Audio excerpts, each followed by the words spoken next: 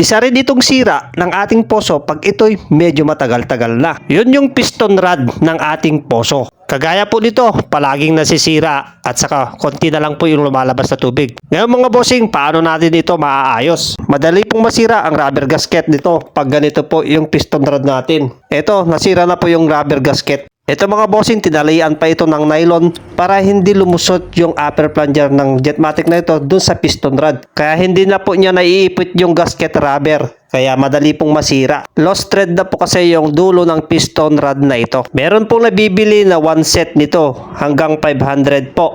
Pero hindi po tayo bibili. Igagawan po natin ito ng paraan. Diskarte na naman po ito. Yan po, lost thread na po kasi kaya hindi na pwedeng lagyan ng nut ito. Tingnan nyo mga boss. Yan, ito parte dito. Lost thread na, hindi na pwedeng lagyan ng nut dito. Kaya lumulusot na. Dito naman pwede pa. Pero doon mga boss, lumulusot na po dito sa taas. Kaya ko ito linagari mga bossing kasi papalitan na po natin ito ng tornilyo. Bibili po tayo ng tornilyo, yung kasya po dito. At i-welding po natin dito. So ito na po yung ilalagay nating tornilyo, no? At ikakat lang po natin, tanggalin po natin yung head bolt dito para idudugtong natin. Para maganda po yung pagkadugtong mamaya pag i-welding na. Kaya mga boss, i-welding na. Kaya dapat straight po yung pagkalagay para hindi naman siya tabingi. Yan, i-welding na. Dapat full weld mga boss. Yan mga boss, na welding na. Tignan nyo mga boss, ang ganda po yung pagkalagay nito kasi hindi na po siya lost thread. Hindi na po gagamit ng nylon na itatali mga boss. Yan, nilalagay na po natin yung rubber gasket nito. Yan. Yung rubber gasket nito ay may ply po yan.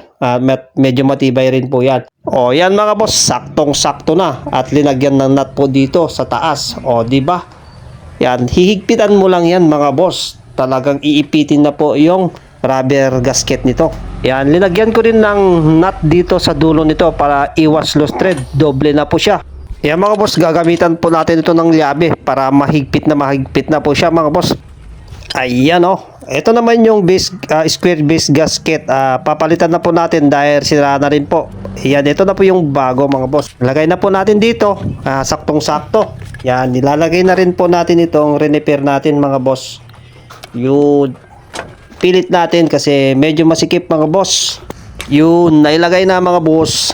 Yan. Lagay na rin po natin yung mga tornilyo at mamaya mga boss, masusubukan na natin kung gumagana ito o maganda na to.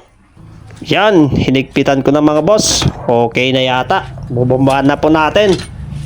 Tignan na po natin. Yan, kumakapit na talaga yung rubber gasket nito o yung rubber cap nito. Yan, diba? Pwede nang ilagay yung mga hose dito mga boss.